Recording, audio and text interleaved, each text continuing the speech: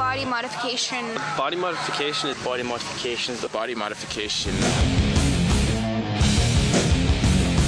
People think it's just piercing or tattooing. It's kind of a broad question. What is body modification? I mean, a lot of things that people don't consider body mod, even from hair cutting, hair dyeing, makeup. It makes me happy. I think that's probably the answer that I give to most people. Body modification is any elective change made to the body, generally aesthetic changes, although it's not limited to that.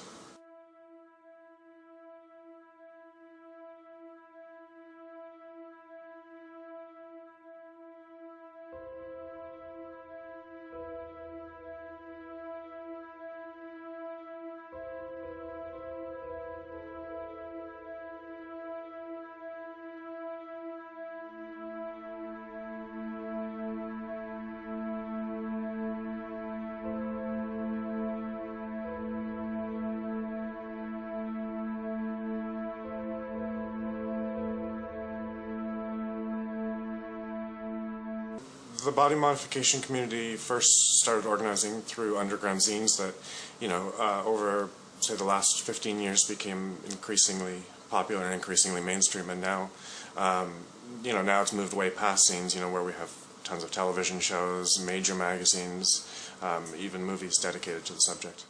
With practices such as body suspension and implants being done more frequently and showing up in mainstream media, questions have risen. What's the point of having them? Why would I do that to myself? Does it hurt?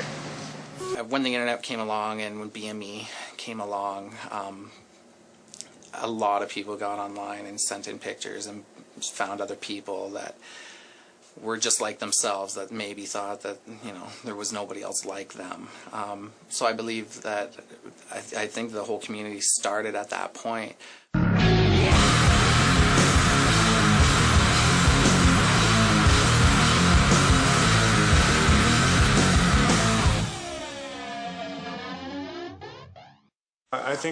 I think that tools like BME, and now obviously there are a lot more as well,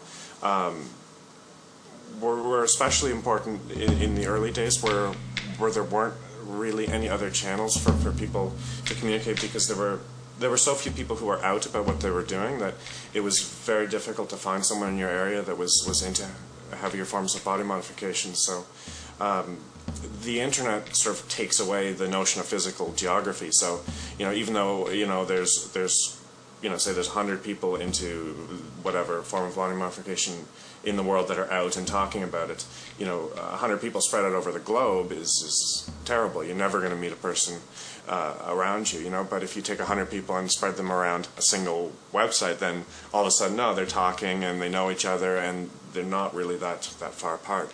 It's certainly been a useful communication tool. I mean, the IM site that sprung up around BME has certainly put a lot of people in touch who wouldn't have otherwise met, and certainly encouraged certain procedures to get done. Little light bulb go off in their head going, oh my God, I didn't know you could do that. It didn't create a culture, like it didn't create these people out of nothing, but it allowed them to come together and communicate in a way they would never have been able to otherwise. And other people like myself that had the same interests as myself, and basically form our own personal community within the community. So I loved it for that. I think everybody would get the same out of it. BME I think is important because it's very inclusive of different forms of body modification and different motivations. It just exposes people to a lot more things. From my point of view, the sexuality is what drives most body modification, even if people, don't really want to admit it. I think that's why most people get tattoos, even really simple stuff, because the way that you express yourself using your body is the way that you sort of, do a mating dance with the rest of society, and you are expressing who you are, what you're looking for. I really think that a lot of people shy away from sexuality because, people don't want to put sexuality on TV. You can get in trouble for it, but I think it's sort of disingenuous to hide that aspect of it. Like a lot of people, I feel as though they have to hide a lot of their modifications. They can't tell anybody because nobody would understand. They'll send them to an institution, whatever the case may be. So because they're happier with their bodies, as opposed to when they started, they weren't happy with their bodies. Nothing worse than seeing somebody that's not comfortable in their own skin. Owning a studio for 7 years. 7 years ago, I've had a lot of parents that would never step foot into a tattoo studio. That was just taboo. You would never see older clientele walking through here. It was really weird. And within the last few years, it's snowballed into something greater. And it's not that they had to diet or anything to get comfortable. They had to externalize what's inside. Then they felt more comfortable.